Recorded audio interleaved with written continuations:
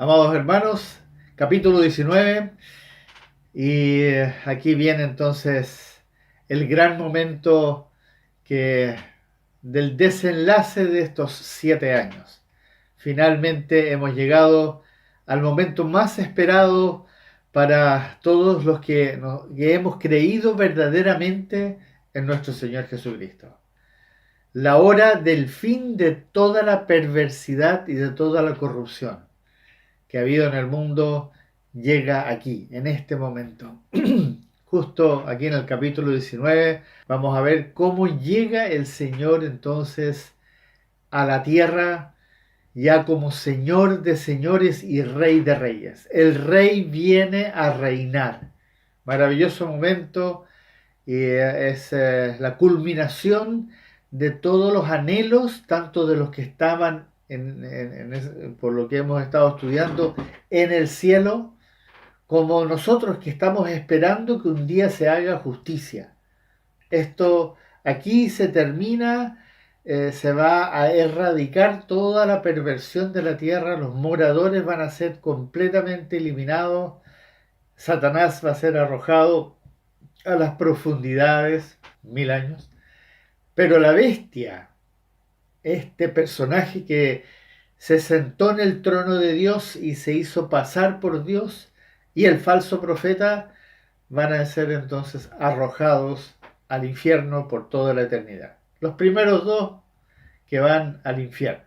Se inaugura el infierno. Hay que pensar en eso también, es impresionante. En este capítulo vamos a ver varias cosas que son muy, muy importantes. El Señor entonces con ojos, como dice, con ojos como llamas de fuego, ojos de rayos láser, así, viene y con la espada aguda que sale de su boca, armado, esas son las armas que él va a usar, viene entonces a hacer juicio, hacer guerra contra la bestia, contra el falso profeta y todos los reyes de la tierra y los moradores de la tierra.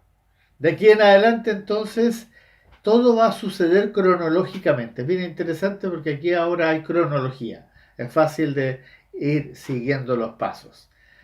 Para eso les invito a que se preparen para gozarse realmente. Aquí nos vamos a gozar de todas las noticias que vamos a escuchar en estos últimos 4 capítulos. Como lo vamos a escuchar, gloria sea a nuestro Señor de señores, a nuestro Rey de reyes, que viene victorioso a vencer.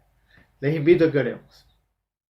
Amado Padre Celestial, en este estudio queremos alabarte y glorificarte con todo nuestro ser, porque aquí tú nos estás revelando finalmente ese momento glorioso en que nosotros vamos a vivir un día en tu presencia, viendo cómo tú vas a juzgar, como dice justamente aquí en el capítulo 19, a la ramera, con todo lo que hizo durante todos estos años hasta que finalmente se empoderó tanto que se hizo incluso pasar por ti. Gracias, bendito Dios, por este tiempo de estudio que hemos tenido para llegar a este capítulo tan importante y te pedimos, Padre, en el nombre de Jesús, que tú nos ayudes, por favor, a poder entender bien todas estas cosas que tú nos vas a revelar ahora. Nos disponemos en tus manos, en el nombre de Jesús. Amén. Así, hermanos, vamos de llenos entonces al capítulo 19. Leamos del versículo 1 al versículo 3.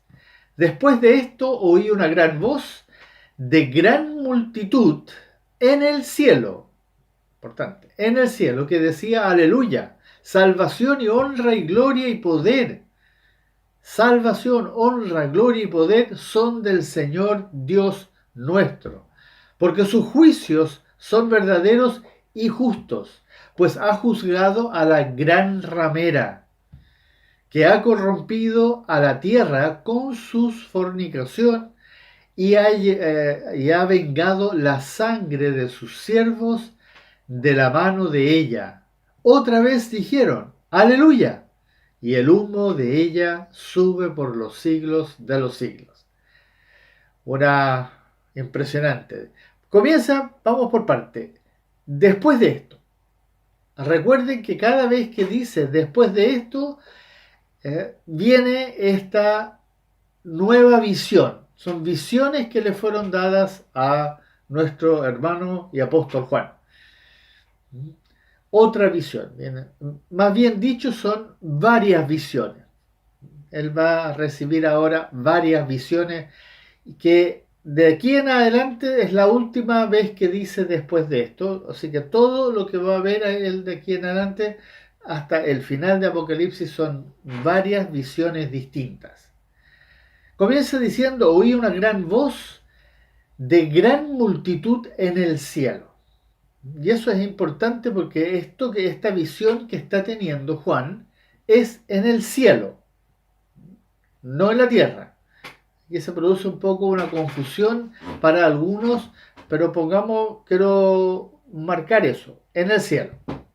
Aleluya, salvación. Y aquí esto que dice 4 veces, salvación, honra, gloria y poder. Cosas que nosotros debemos aprender de la palabra de Dios.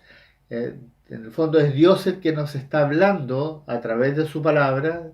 Nuestro Señor Jesucristo nos está diciendo que nosotros también debemos aprender a alabar, a glorificar de esta manera, usando eso, porque todas estas expresiones, es decir, salvación, honra, gloria y poder, tienen sentido en referencia a quién es Dios, a quién es nuestro Señor Jesucristo, ¿no? Y justamente porque, como dice ahí, son del Señor Dios nuestro.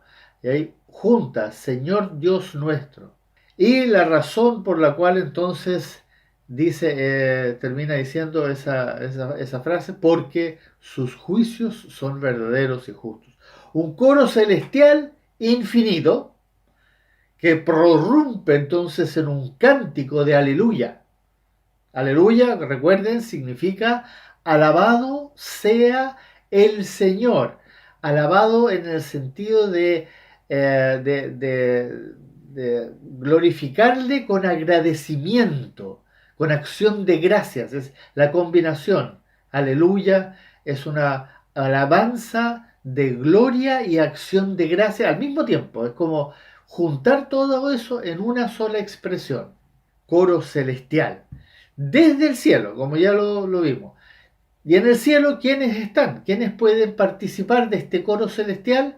Los santos, los que murieron después del rapto, todos los que murieron después del rapto, los 24 ancianos, los 4 seres vivientes y los millones y millones de ángeles, que son como las huestes celestiales. Todos esos están en el cielo. Y podemos asumir que esta gran voz de gran multitud en el cielo incluye a todos, clamando estas 4 cosas que vimos recién: salvación y honra, gloria y poder.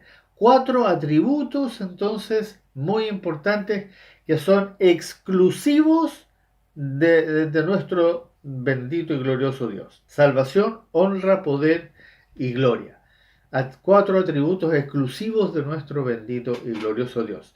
¿Por qué toda esta alabanza? Como dice entonces, porque sus juicios son verdaderos y justos. Finalmente entonces, porque todo esto termina, toda esta incertidumbre que nosotros hemos tenido, que nos ha costado entender por qué tanta maldad, por qué tanto dolor, tanto sufrimiento, por qué esto termina en este momento donde Dios entonces va a hacer juicio. Y su juicio es verdadero y justo. Este va a ser uno de los motivos principales y más potentes que vamos a tener nosotros para adorarle por toda la eternidad. Porque se va a ver demostrado efectivamente que Dios juzgó. Juzgó el mal, y el mal fue por aquellos que lo practicaron, aquellos que, recuerden, como lo hemos dicho en otras ocasiones, el mal no existe. El mal es meramente la ausencia del bien. Si yo no hago la verdad, si yo no hago el bien, entonces todo lo que yo hago es malo, es el mal. Y este mal, entonces, estos personajes, estos seres, tanto el diablo como la bestia, como el falso profeta y los moradores de la tierra, que representan el mal, van a ser juzgados y van a ser eliminados para toda la eternidad. Y eso va a ser entonces cuando nosotros experimentemos esto y lo veamos una realidad, nos vamos entonces a gozar infinitamente. Y continúa entonces en el versículo 2 diciendo, pues ha juzgado a la gran ramera que ha corrompido la tierra con sus fornicaciones. La gran ramera. Con esto no solo se está refiriendo a la gran ramera que vimos en el capítulo 17 y 18, que solo se menciona acá en el Apocalipsis, sino a la gran ramera en general, la gran ramera que el diablo levantó desde Egipto. Recuerden que el diablo se empecinó una vez que sabía cuál era el pueblo de Dios, el diablo entonces levantó a una gran ramera que lo adoraba a él a través de los falsos dioses y que lo honraba a él, que lo seguían a él. ¿Y en qué forma lo hacían? Persiguiendo al pueblo de Dios. La persecución que comenzó en Egipto. Y de ahí en adelante siempre existió la gran ramera, que después terminó aquí en capítulo 19, 18 de Apocalipsis. Entonces, juzgó a la gran ramera, al imperio del diablo. ¿Se acuerdan cuando leímos en el capítulo 12 de Apocalipsis, cuando el diablo es arrojado a la tierra? Y en ese momento ahí termina su vida espiritual en los hemisferios, subiendo y bajando al cielo. Él ahí es arrojado ilimitado a la tierra y en ese momento entonces él levanta este imperio de la gran ramera a través de eh, la falsa religión y el imperio económico y financiero y político que como se representa la mujer sentada, la mujer vestida de escarlata y de púrpura y con perlas sentada sobre la bestia escarlata. ¿Se acuerdan? Esa combinación, que en el fondo es el falso profeta con la bestia, el anticristo. Eso es la gran ramera, y esa gran ramera que terminó siendo tan espantosa que, como lo dijo Daniel, el profeta Daniel, que la abominación desoladora que se sentó en el trono de Dios y dijo que era Dios. Eso ya era el sumum del horror, digámoslo así, lo más abominable que pudo llegar a existir en la tierra, ese perverso. Y esa es la gran ramera, que fue destruida, pero que ya existió de Egipto en adelante, a través de todos los imperios que nosotros vimos, asirios, babilónicos, los persas, los griegos, los romanos, etcétera. Y después siguió existiendo principalmente a través del Vaticano y los otros falsas religiones que existen hoy día en la tierra. La gran ramera siempre ha estado y siempre persiguiendo al pueblo de Dios, a los verdaderos cristianos. Entonces, esta es la gran ramera que fue juzgada porque corrompió a la tierra, como dice ahí, y lo hizo a través de esta fornicación. Esto de tener una relación perversa y corrupta con los reyes de la tierra, los moradores de la tierra, con todos aquellos que no han creído en el Señor Jesucristo. Recuerden que con ramera se refiere entonces a todo lo que ha llevado a los seres humanos a la idolatría y a los falsos dioses. A eso se está refiriendo con ramera, que como lo leímos ahí, ha corrompido a la tierra. Esta fornicación se ha dado desde Egipto en adelante y fue empeorando hasta aquí donde nosotros lo vimos. Y con fornicación siempre está hablando, se refiere a todo lo que el hombre ha hecho con las distintas creencias y religiones. Eso de involucrarse íntimamente con estos pensamientos, incluso el pensamiento humanista, es una forma de fornicación, espantoso, que llevó al hombre al orgullo, a decir, como dice en Romanos capítulo 1, justamente, profesando ser sabios, ¿qué dice? Se hicieron necios. Es el resultado. Orgullo que ha llevado entonces al hombre a rebelarse contra Dios en todas sus formas. Y por supuesto, principalmente a través de las religiones, el falso cristianismo, judaísmo, el islam o los musulmanes, budismo, hinduismo, etcétera, que son las grandes religiones que existen hoy día y que se van a unir finalmente para batallar literalmente contra Dios. Y desde Egipto, el diablo se ha encargado de hacer eso sin parar, persiguiendo siempre a los hijos de Dios, a los verdaderos creyentes. Y nuevamente entonces vemos cómo los más cercanos al trono de Dios caen postrados delante de Dios. Y así llegamos al versículo 4, donde dice, y los 24 ancianos y los 4 seres vivientes se postraron en tierra y adoraron a Dios. Aleluya. ¿Qué escena tiene que ser eso? Que estaba sentado en el trono y decían, amén, aleluya. Confirmando lo que el coro celestial estaba cantando, ellos dicen, amén, aleluya. Se vuelve a oír una voz directamente del trono, que vuelve a llamar a la alabanza. Ahí en el versículo 5. Salió del trono una voz que decía, alabad a nuestro Dios, todos sus siervos y los que le teméis, así pequeños como grandes. Alabad, una orden. No tenemos información de quién es la voz que salió del trono. Ojo, del trono. Interesante. No tenemos información. A pesar de que tiene autoridad, porque vemos que da una orden, alabad.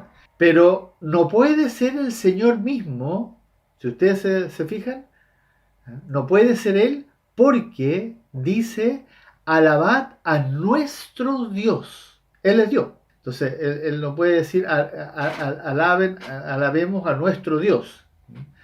Podría haber dicho, todos alaben a Dios.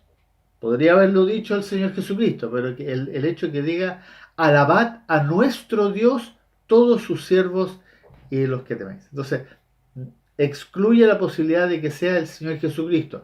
Tampoco no es razonable pensar que fue Dios mismo el que lo dijera.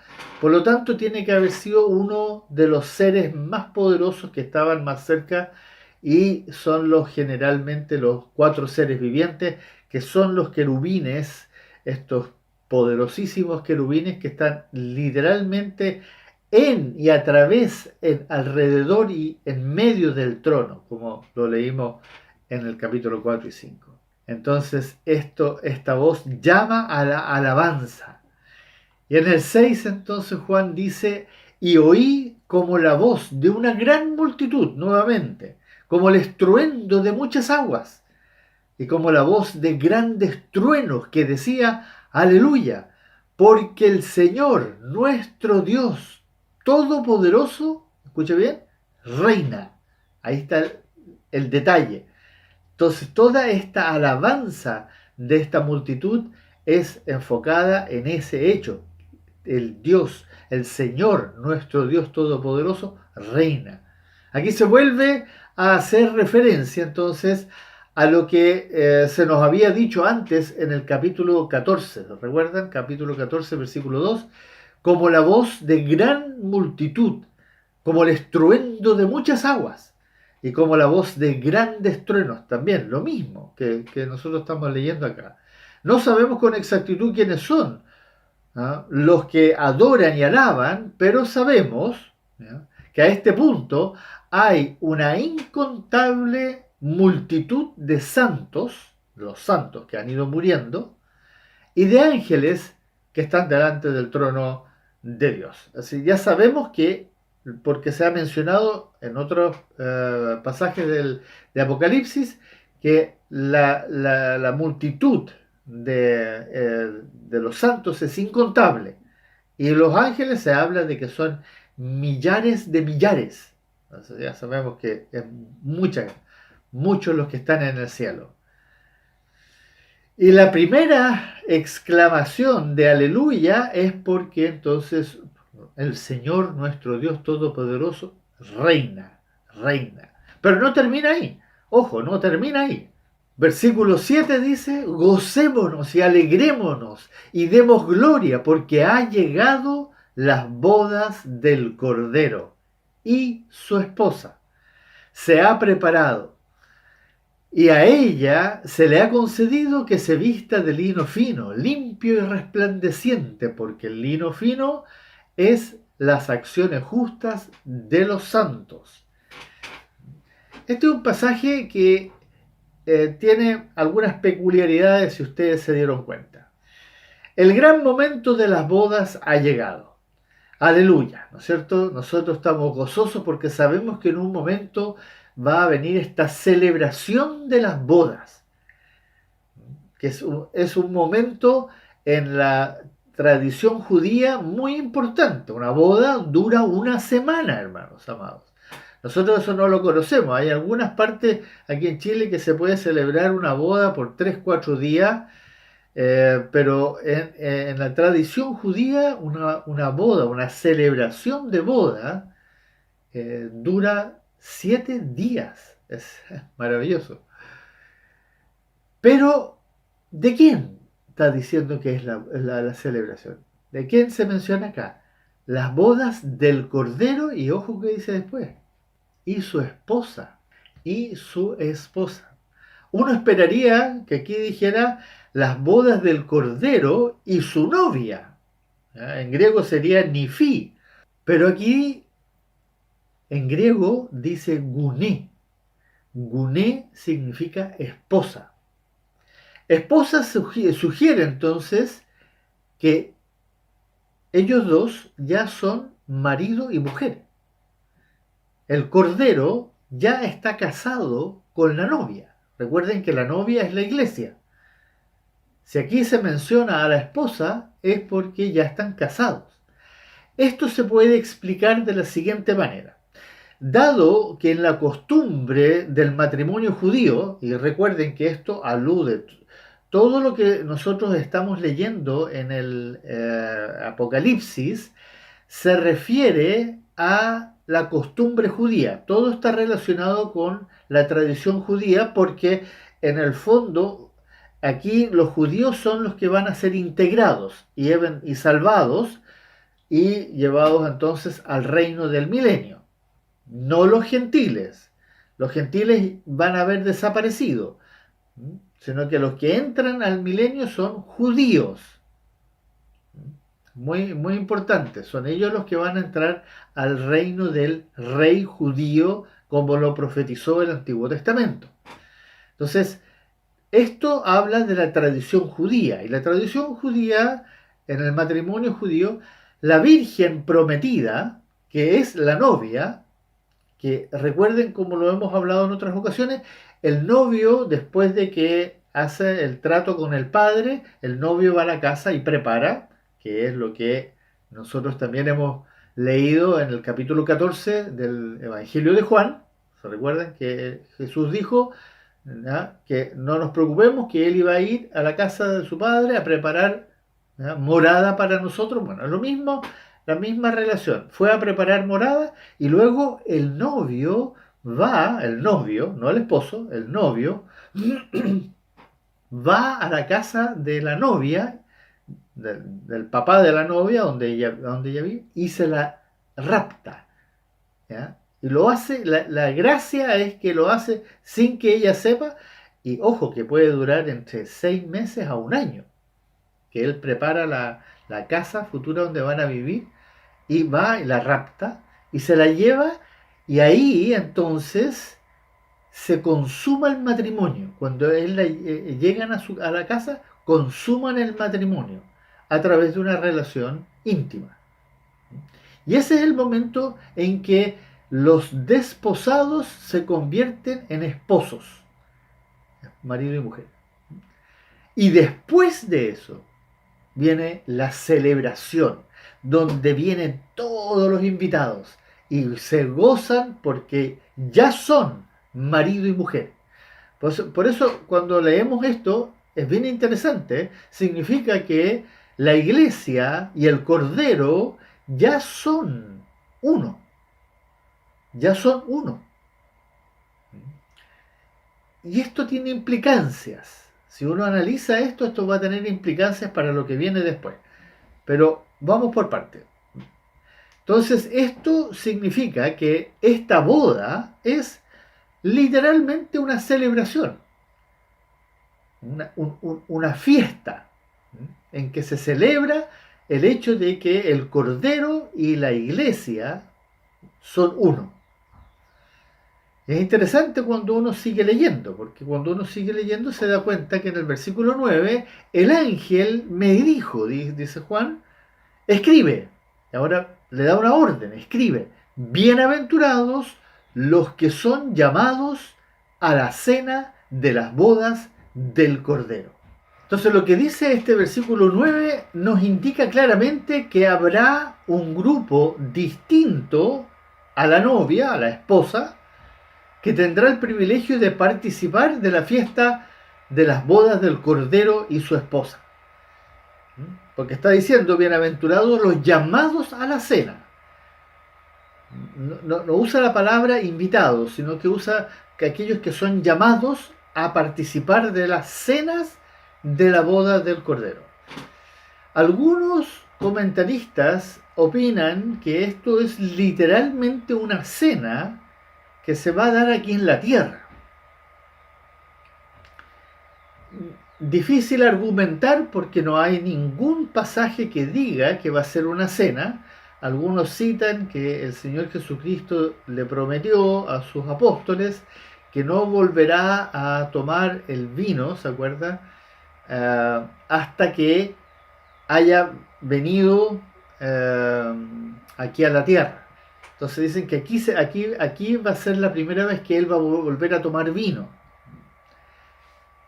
Pero es una conjetura, ya que todo lo que estamos leyendo en esta primera introducción habla del cielo, aleluya, el ángel que dice, bienaventurados los que son llamados a las cenas de las bodas.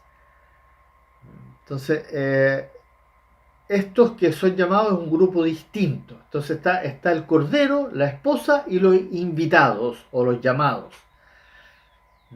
¿A qué se refiere con llamados? Solo queda un grupo que se ha mencionado hasta aquí. ¿Quiénes van a ser los llamados? Como dice en Apocalipsis 6:9, dice, vi bajo el altar las almas de los que habían sido muertos por causa de la palabra de Dios. Después en Apocalipsis 7:14 dice, estos son los que han salido de la gran tribulación. Y en el Apocalipsis 14:13 dice, bienaventurados de aquí en adelante los muertos que mueren en el Señor. Entonces todos estos que murieron después del rapto van a ser los que van a ser invitados a participar de la cena de las bodas del Cordero y su esposa. Entonces, ¿por qué? Porque son estos los que murieron, como dice ahí, por el Cordero, por Jesucristo, derramaron su sangre por él, y estamos hablando después del rapto. La iglesia se va, la iglesia está en los cielos, la iglesia es la novia, la iglesia se une al esposo, que en este caso es Jesucristo, representado por el Cordero, ¿ya? Y ellos dos van a celebrar las bodas y invitan a todos los demás. Si los ángeles también van a estar presentes, no se nos dice aquí, podemos perfectamente asumir que van a gozar ver la escena de la celebración de las bodas, ¿Cómo va a ser esta cena espiritualmente hablando? Tampoco no se nos dan mayores detalles, pero definitivamente estamos hablando, puede ser figurativo, en ese sentido sería más bien una celebración sin precedente, podría ser eso. No, no, espiritualmente hablando, no podríamos consumir algo en ese momento, bailar tampoco, música, pero sin embargo, ya hemos leído que en algunas adoraciones usaban arpa en el cielo. Entonces, esto deja un poco para la imaginación, pero no sería prudente de mi parte empezar a decir enfáticamente esto va a ser así, así, así, sino que dejarlo presente de que va a ser una celebración sin precedentes. Y va a terminar diciendo el ángel que dijo esto, y me dijo, escribe Juan, estas son palabras verdaderas de Dios. Estas son palabras verdaderas de Dios. Esta declaración que hace este ángel, estas son palabras verdaderas de Dios, debe haber sido tan impactante para Juan, que miren lo que le sucedió a Juan, que dice el versículo 10, yo me postré a sus pies para adorarle. Cuando escuchó al ángel decir eso, Juan cayó a sus pies. La adoración judía, la tradición es tirarse de boca en el suelo para adorarle. Y ahí el ángel reacciona y dice, y él me dijo, mira, no lo hagas. Yo soy consiervo tuyo y de tus hermanos que retienen el testimonio de Jesús.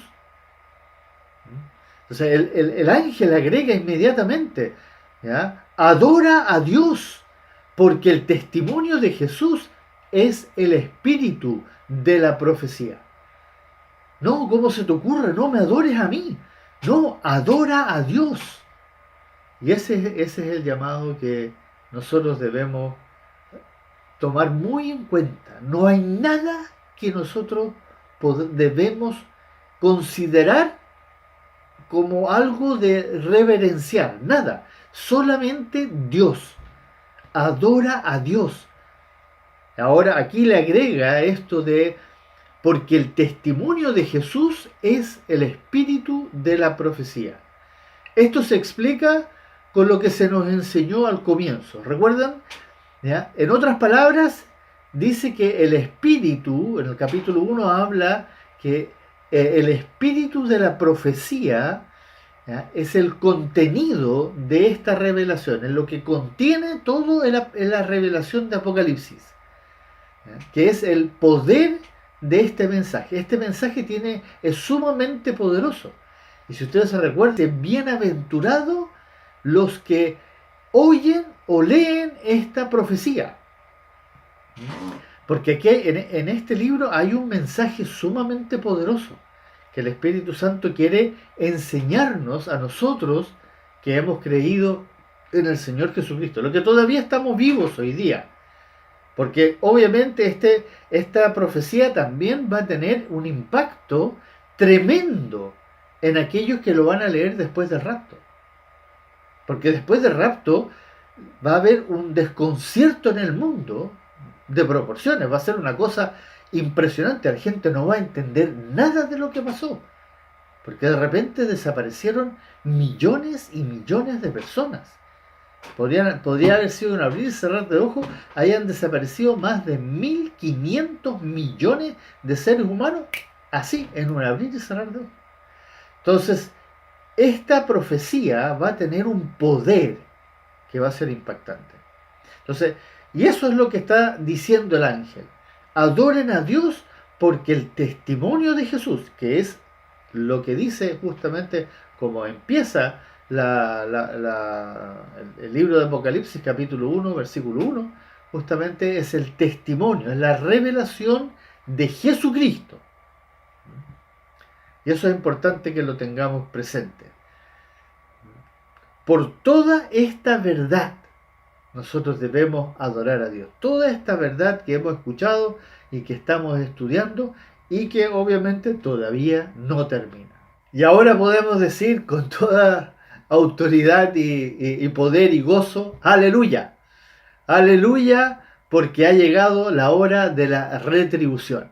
Eso es algo muy importante, hermano, versículo 11 y 12. Entonces vi el cielo abierto, y he aquí un caballo blanco, y el que lo montaba se llamaba Fiel y Verdadero, y con justicia juzga y pelea. Sus ojos eran como llama de fuego, como, ¿ya? Y había en su cabeza muchas diademas, y tenía un nombre escrito que ninguno conocía sino él mismo. Esto describe el arribo final. Aquí llegó el gran momento de la verdad.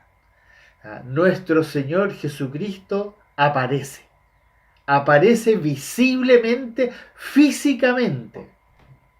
Hay que es un momento que por un lado va a ser espantoso, de horror para aquellos que lo odian a él, pero para todas las huestes celestiales, todos nosotros, sobre todo la iglesia amada, va a ser un momento maravilloso porque él va a aparecer físicamente, a tomar posesión de lo que él justamente por lo cual él ha luchado y ha esperado ser el rey que viene. La descripción del que viene montado en un caballo blanco. Esto no es figurativo y es figurativo. Y eso es muy difícil de decir porque, claro, no nos podemos imaginar que del cielo salga Jesucristo literalmente montado en un caballo. Un caballo blanco. Hay caballos en el cielo, uno diría, no, esto es una forma figurativa de explicar que Él viene, no lo sabemos. Que lo puede hacer, obvio que lo puede hacer, pero para el Señor nada es imposible. Si Él quiere llegar volando con un caballo, lo puede hacer perfectamente. Pero no tenemos ningún indicio de que es lo uno o lo otro, porque tampoco nos dice qué va a pasar con el caballo después, si hay alguna cosa. Solamente dice que viene montado en un caballo blanco, lo cual representa siempre a un líder victorioso que va a una batalla, ¿no es cierto? De hecho, nosotros sabemos que en el primer sello, capítulo 6, cuando se abre el primer sello, ¿qué dice? ¿Ya? Que el que salió venciendo para vencer, ¿en qué iba? En un caballo blanco. Ese es el falso. Ese también salió en un caballo blanco y también tenía una corona. Pero esa corona, si ustedes se recuerdan, en griego es Stéfanos.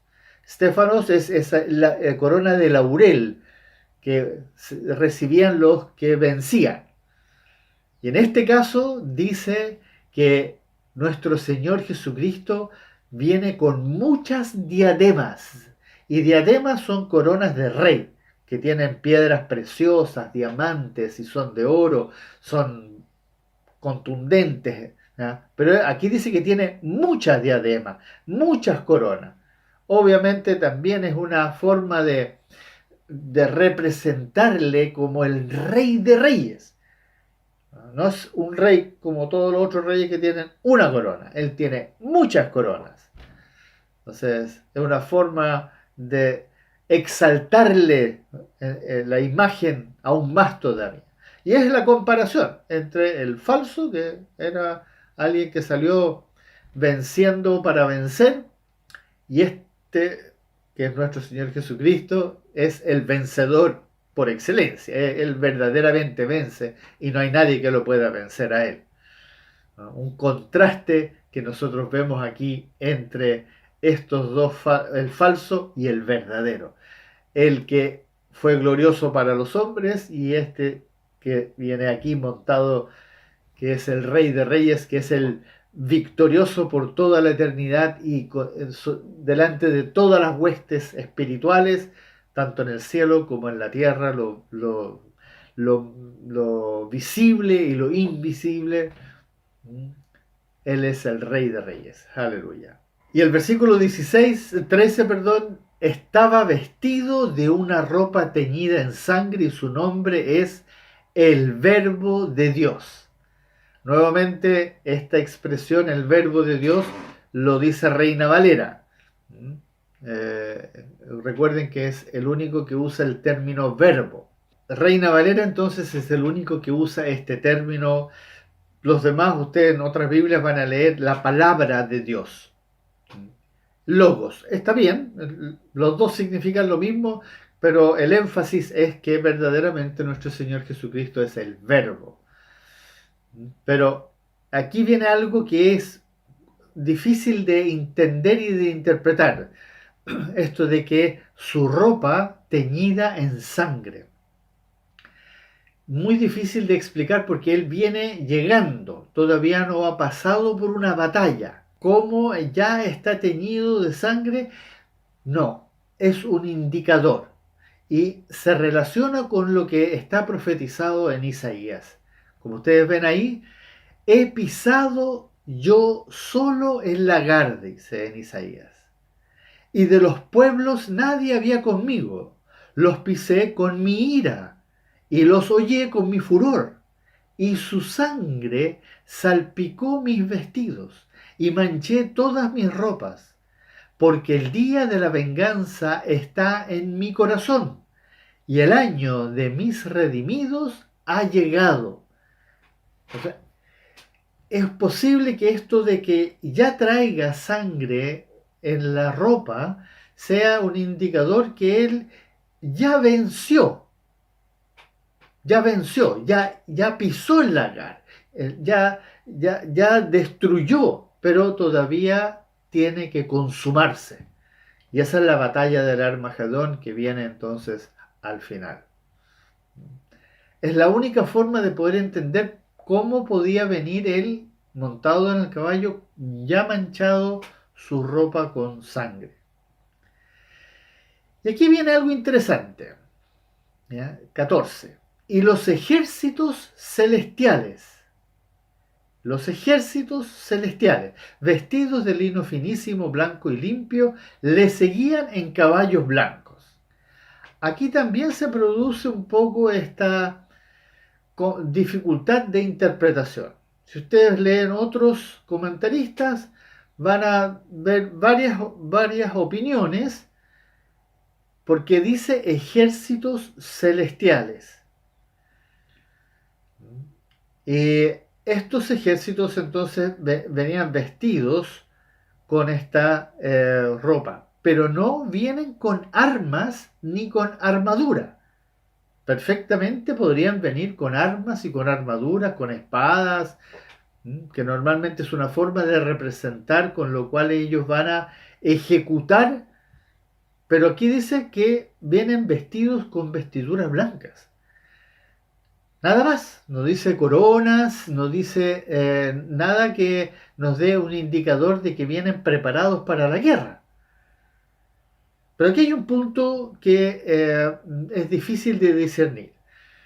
Como les dije, hay muchos comentaristas que dicen que los ejércitos celestiales, que somos nosotros, son la iglesia, son todos los santos, y perfectamente podría ser posible que eso es así por lo que dice en Apocalipsis 17, capítulo 17, versículo 14. Dice, peleará contra el Cordero y el Cordero los vencerá, porque Él es Señor de señores y Rey de reyes. Punto y coma, ojo, ahí hay un punto y coma.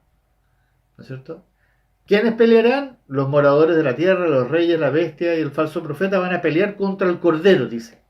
Y después dice un punto y coma. Y los que están con él son llamados y elegidos fieles. Algunos dicen que se refiere a que estos vienen con el Cordero. Ese versículo me deja en duda eso.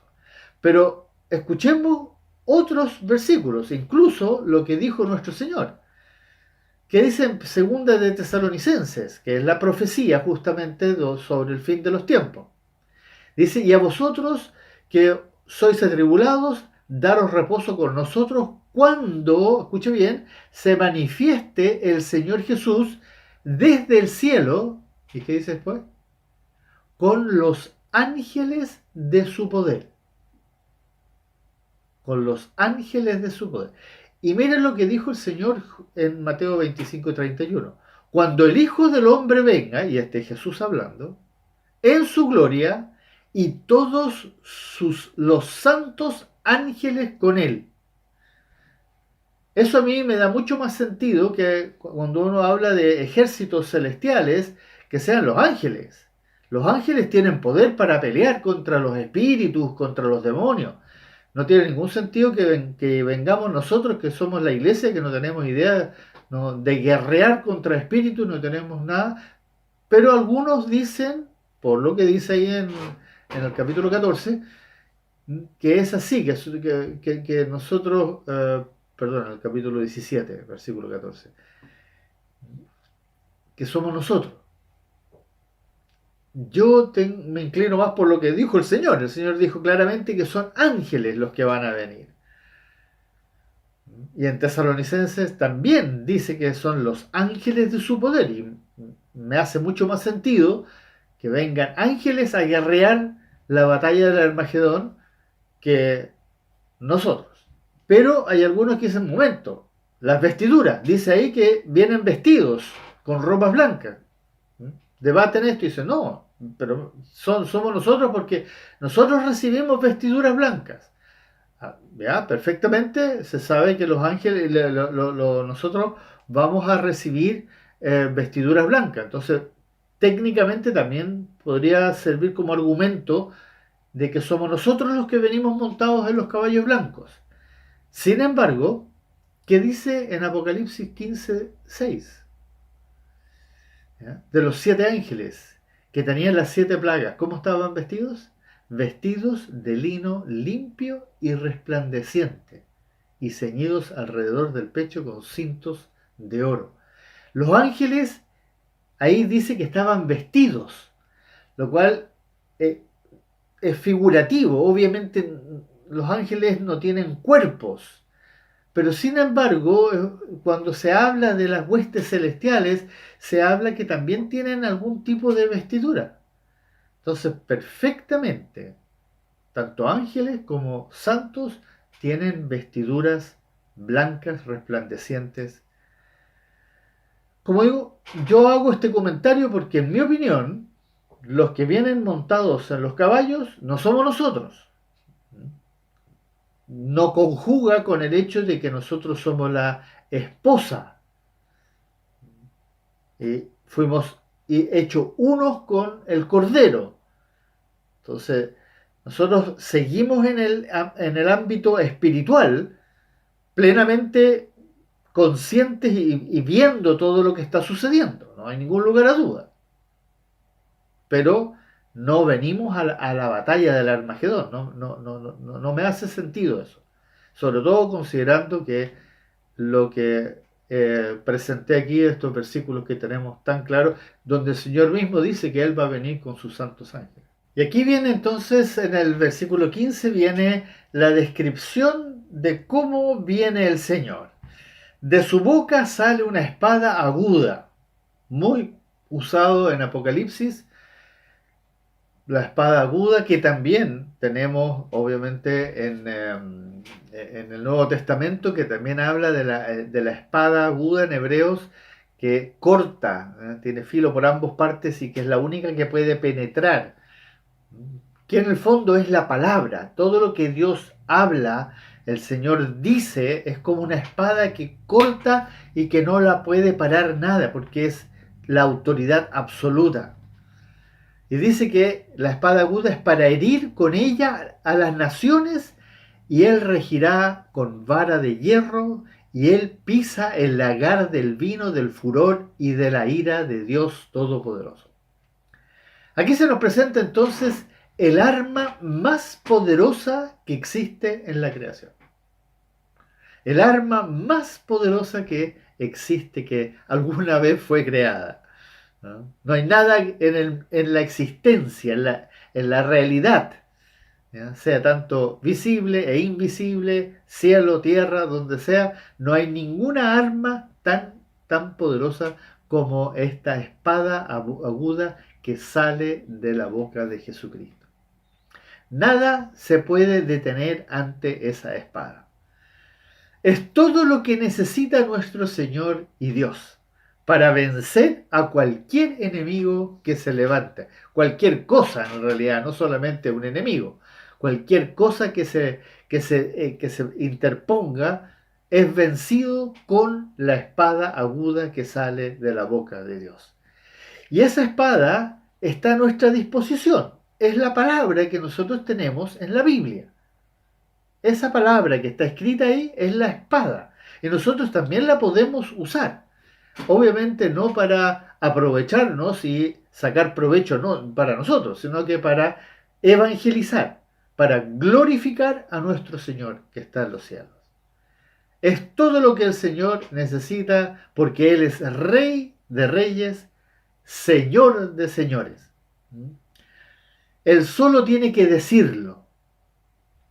Él no tiene que hacer nada, no tiene que mover un dedo, nada. Él solo tiene que hablar. Y eso es todo lo que necesita hacer para destruir hasta lo más poderoso que pueda haber delante de él, que para nosotros lo más poderoso que existe en la creación es Satanás. Pero Satanás no tiene, a ver, no se puede comparar ni un milímetro contra un kilómetro, no. Satanás es una criatura, no tiene absolutamente nada que hacer delante de nuestro Señor Jesucristo. No. A veces se da la impresión de que Satanás es un ser tan poderoso que tiene como complicado al Señor Jesucristo. Algunos se confunden cuando Satanás tienta al Señor en el desierto y lo lleva al monte, lo lleva ahí, como que tiene poder sobre Jesucristo. No, hermano. Por favor, tengan muy en claro, y quiero hacer este pequeño paréntesis acá. ¿Ya? Satanás no tiene nada que compararse con nuestro Señor Jesucristo, con Dios, nada, absolutamente. Es un ser creado muy poderoso para nuestro estándar, si nos medimos nosotros con Él o los ángeles con Él, ya, de acuerdo, muy poderoso.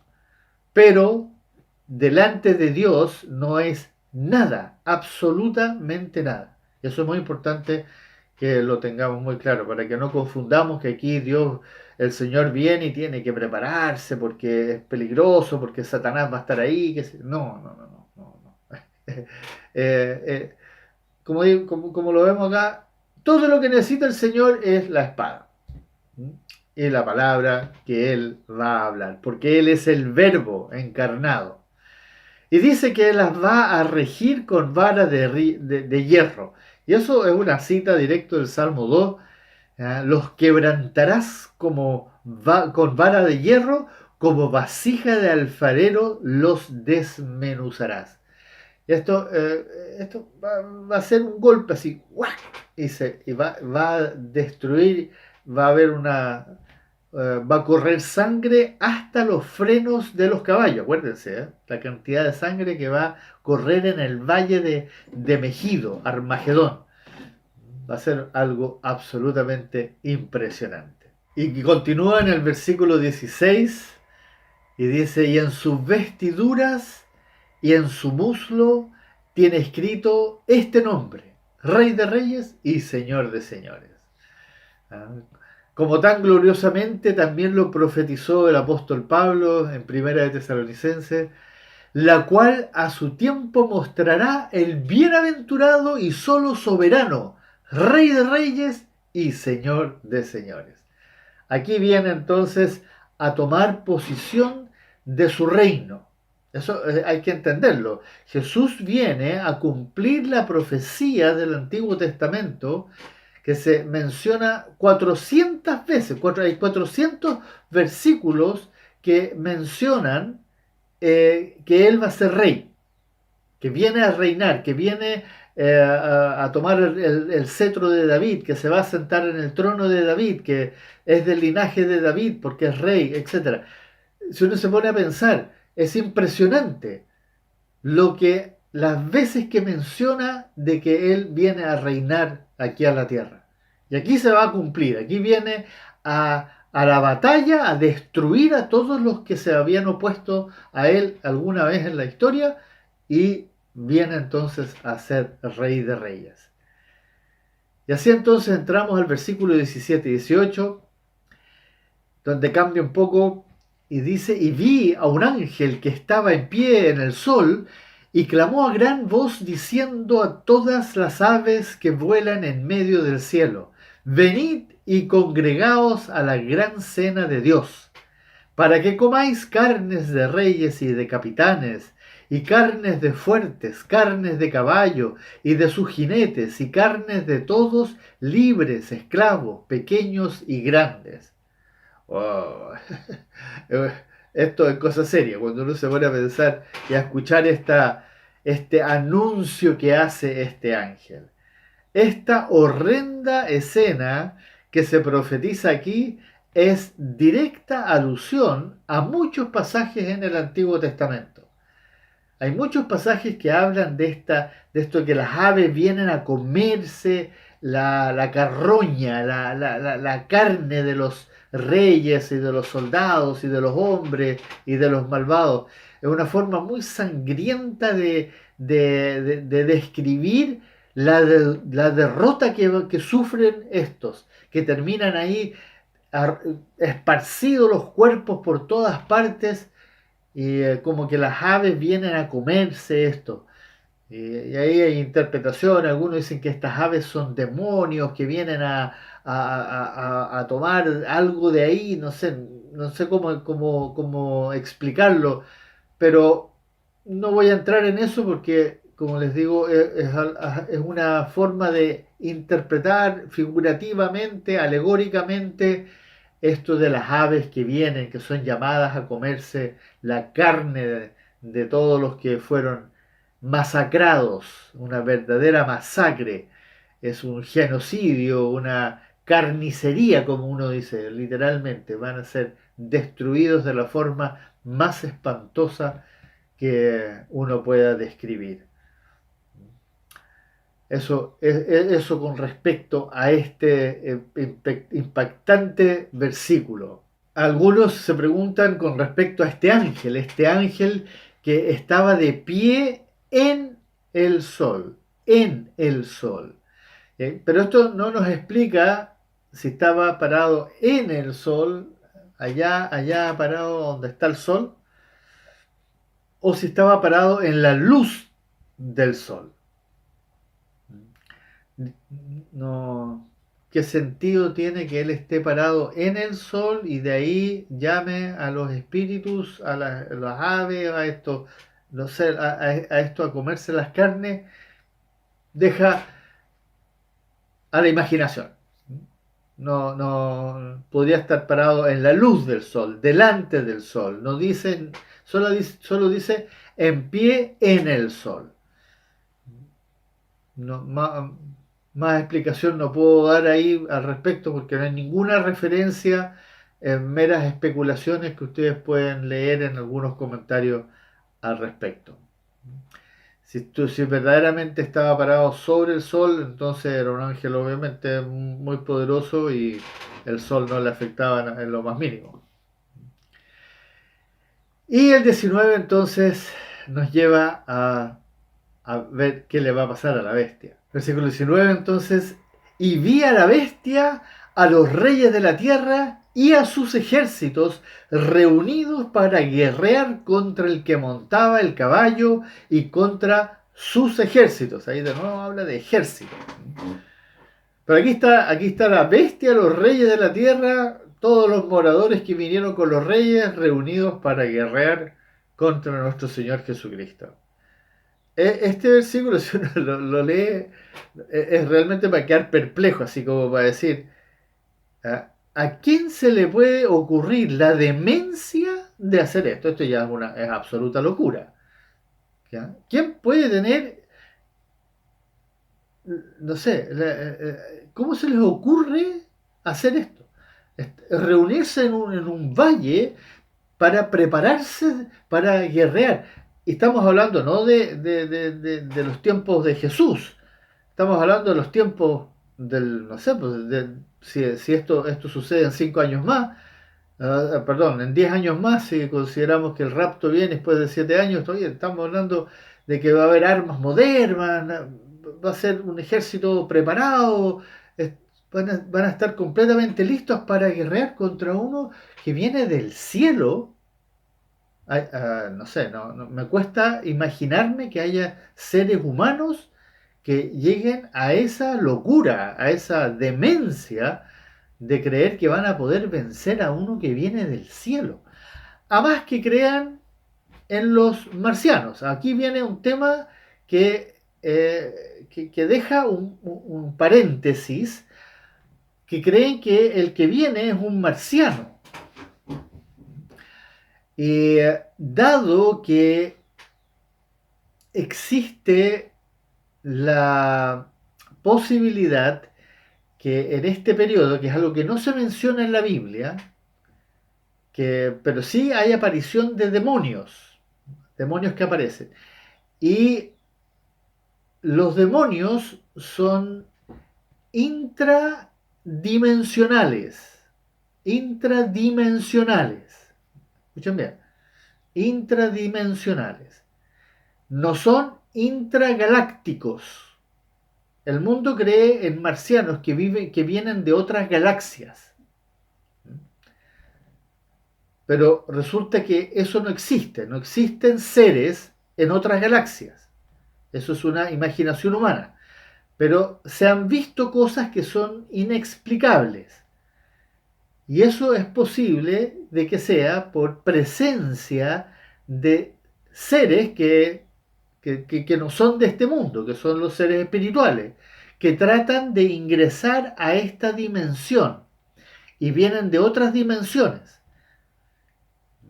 Y ahí es donde podría aparecer esta teoría de que hay marcianos para los seres que no creen en los seres espirituales como nosotros los entendemos en la palabra. Ellos creen que son marcianos. O sea, ahí es donde uno podría ponerle una explicación a esto de que se prepararon, como lo hemos visto en películas, que los seres humanos intentan de batallar contra naves espaciales que llegan y les disparan cosas y las naves espaciales se mueren, los marcianos se mueren de la risa de nosotros, nos tiran un rayo y desaparecemos. Pero sin embargo han habido teorías de que sí se pueden vencer.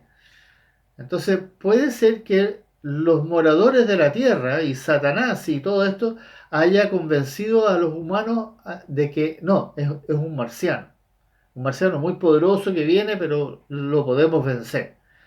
En ese ámbito uno podría entender ya, están locos, están chiflados, como decimos nosotros, pero juran que van a poder hacer algo contra este marciano que viene del cielo, porque no creen en Dios, no creen que es Dios, creen que estos seres poderosos que vienen son marcianos y que los van a poder vencer.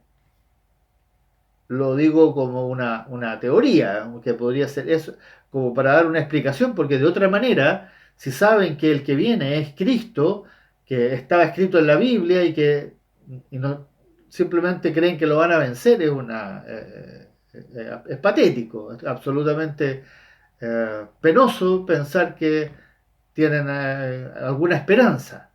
Pero si lo ven como marcianos, bueno, podría tener algún sentido en la mente torcida que tienen estos eh, personajes que incluso han creído que la bestia es Dios y lo están adorando como a Dios. Entonces, si uno piensa que creen que este ser tiene porque tiene poderes, obviamente ha manifestado sus poderes de formas muy impresionantes que han llegado a adorar no solo a él en persona, sino que incluso a su imagen, como lo hemos leído al comienzo. Entonces, eso sería como la única explicación que yo le puedo dar a esta situación que se presenta acá, porque es para reírse, pero bueno, nosotros conocemos la verdad. Recuerden eso, que nosotros tenemos el privilegio de conocer la verdad. Ellos no la conocen y están siendo completamente engañados por Satanás y además Dios los entregó a una mente reprobada. Entonces ya no tienen ninguna posibilidad de creer otra cosa que lo que les han contado. Y ojo que aquí en la Tierra hoy día hay muchísimos que creen en los marcianos.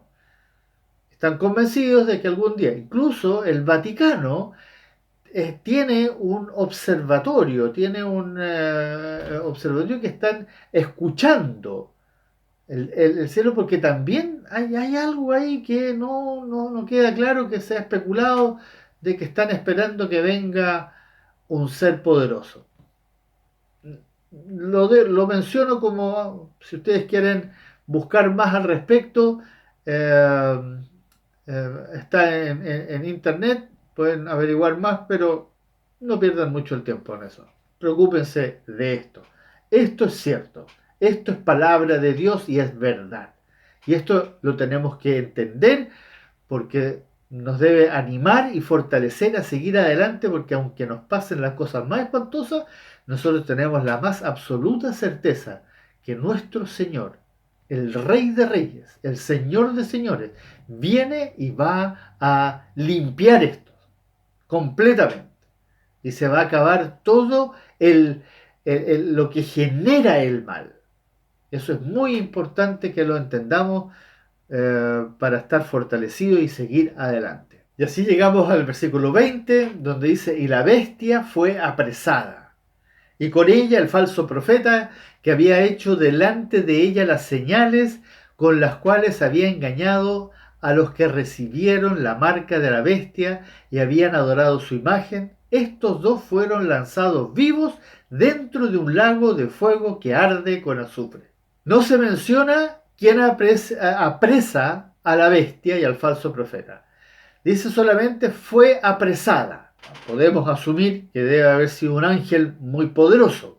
Tiene que haber sido un ser que es muy poderoso y que fue hecho antes de que el Señor Jesucristo con su espada destruyera todos los seres vivos. Recuerden que la bestia y el falso profeta son dos hombres, ¿ya?, poseídos por el poder de Satanás. El diablo los había empoderado, estaban llenos del poder del diablo, pero eran dos hombres muy poderosos. Recuerden que la bestia podía hacer milagros, por lo tanto no era posible que hombres la pudieran apresar. Tenía que ser un ser más poderoso que la bestia. Y asumo que era un ángel. Lo presento para que también esté en la mente dando vuelta para poder explicar un poco. Y tiene que haber sido un ángel poderoso. Aquí se menciona a los dos primeros que van a ser arrojados al infierno. El infierno, no hay nadie en el infierno. Por primera vez se menciona que seres humanos son arrojados al lago de fuego que arde con azufre, que es el infierno propiamente tal. No son arrojados al abismo ni al Hades, sino que son arrojados directamente al infierno. Aquí se inaugura el infierno con estos dos seres que para Dios es el ser humano más perverso que ha existido.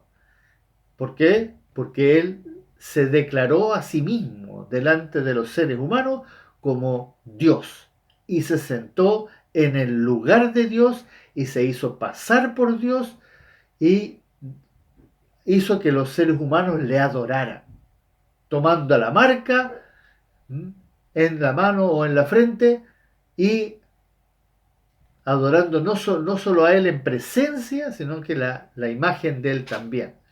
Entonces, este para Dios es el ser más perverso que ha existido. Y el falso profeta de pasada era tan perverso como la bestia, la única diferencia es que solamente podía hacer todas las cosas en presencia de la bestia. Entonces, los dos primeros que fueron lanzados al infierno, que inauguraron el infierno, son la bestia y el falso profeta. Tienen que, bueno, ya sabemos por todo lo que hemos leído que son los más perversos. Y así entonces termina este capítulo 19 con el versículo 21, y los demás fueron muertos. Los demás son todos los moradores de la tierra, fueron muertos con la espada que salía de la boca del que montaba el caballo, y todas las aves se saciaron de las carnes de ellos. Entonces, aquí nos deja muy en claro entonces que no habrá ningún sobreviviente de los moradores de la tierra. En otras palabras, ningún incrédulo va a sobrevivir. Todos los que no creyeron, tenían la marca de la bestia, adoraban a la bestia, adoraban a su imagen, todos esos van a ser exterminados, completamente exterminados. Y al punto que hasta la carne de ellos va a ser devorada por las aves, como dice ahí. Una forma de decir que va a ser erradicado, no va a quedar ningún resto, no va a quedar nada, ni espiritual va a quedar. Todo va a ser limpiado. Este es el fin de toda la pestilencia que se había esparcido sobre la tierra. El globo terráqueo, la tierra completa, fue destruida, y los moradores fueron. Solo queda Jerusalén, el punto, el único punto, que es el centro del universo para Dios. Toda la creación gira en torno a Jerusalén. Es difícil de imaginarse las proporciones, pero eso es lo único que queda, el templo. Y de ahí va a llegar el Señor al monte de los olivos. Ahí es donde Él llegó. Llegó a los montes de los olivos, salió a la batalla y vuelve al templo y se sienta en el templo y ahora va a regenerar la tierra. Esto es lo que veremos entonces en el siguiente capítulo 20, ¿ya? Donde se nos va a dar sobre todo una explicación más bien basado en lo que dice el Antiguo Testamento, porque el capítulo 20 habla muy poco sobre el milenio, pero vamos a ver eso en el próximo capítulo. Hermanas, hermanos, que el Señor les bendiga y démosle gracias a nuestro Padre Celestial, porque aquí tenemos la absoluta certeza de que se va a cumplir la justicia de Dios. Y todo aquel que generó, que no promovió la verdad, no promovió el amor de Dios y generó el mal en la tierra, fue erradicado completamente. Oremos.